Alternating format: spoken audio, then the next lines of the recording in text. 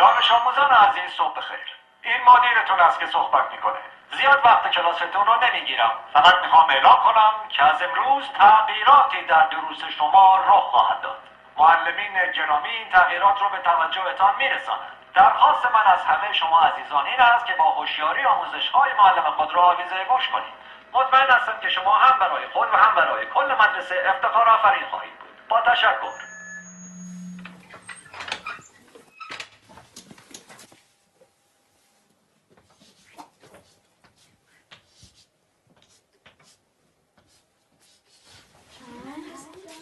ساکت.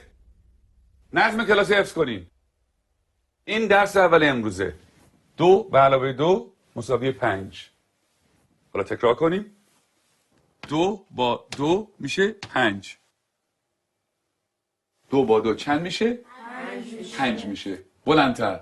2 با 2 چند میشه؟ 5 میشه. بلندتر. چند میشه؟ 5 میشه. تکرار کنیم. 2 با 2 چند میشه؟ 5 میشه. چیه پسر؟ آقا اجازه مگه 2 با 2 4 نمیشه؟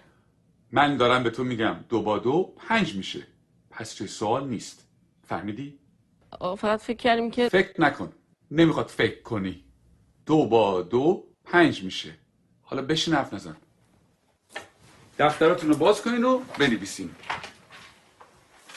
2 به علاوه 2. آقا اجازه 2 به علاوه 2 میشه 4. وقتی همه چی 4 میشه چطوری ممکنه این دفعه 5 بشه؟ اصلا کی به تو چیز حرف زدن داد؟ به چه حقی من سوال میبری؟ آقا فقط میخواستم بگم 2 با 2 5 میشه. تکرار کن. ولی آقا روی تخته تکرار کن.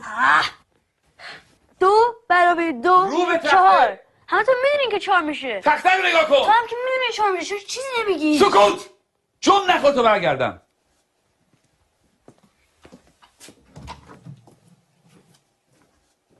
چکشه بابا. میخوای همون تو در سر بندازی. خیلی عصبیش کردم میاد پدرشو در میاره. این دانش آموز فکر کنه از همه بهتر میدونه.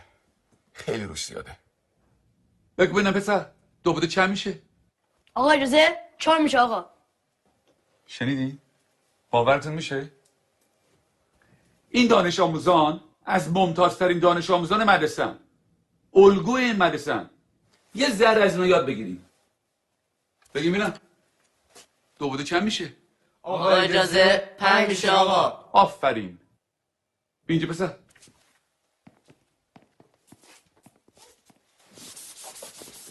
حالا حاصل جمع چند میشه؟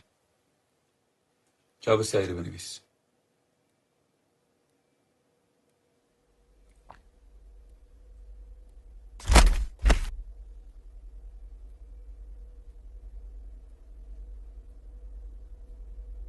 این آخرین فرصته.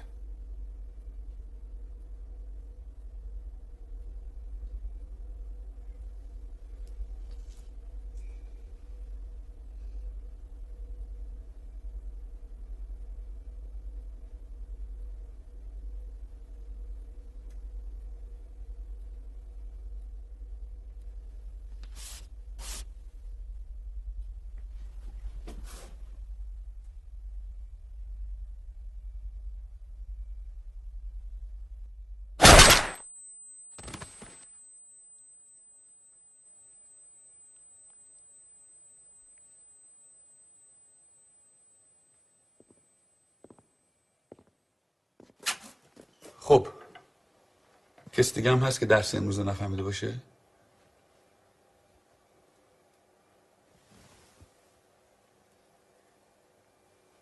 نگاه کن. بریم بیرون.